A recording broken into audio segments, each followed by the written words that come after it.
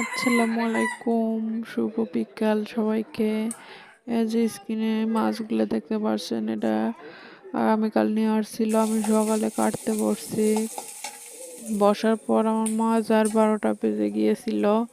কেটে ধুয়ে রেডি করেছে, রান্না করার জন্য বসে পড়লাম। এখানে পেঁয়াজ কুচি দিয়ে মরিচ দিয়ে ভালোভাবে নাড়াচাড়া করে এখন মরিচের গুঁড়া, ধনিয়া গুঁড়া, আদা বাটা সবই কষিয়ে নিচ্ছি।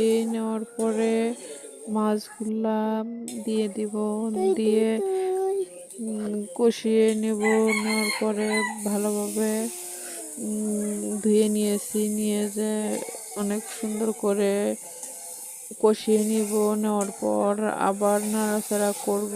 করার পরে ঝোল দিব, দেওয়ার পরে ধনিয়া পাতা কুচি করে কেটে দিব।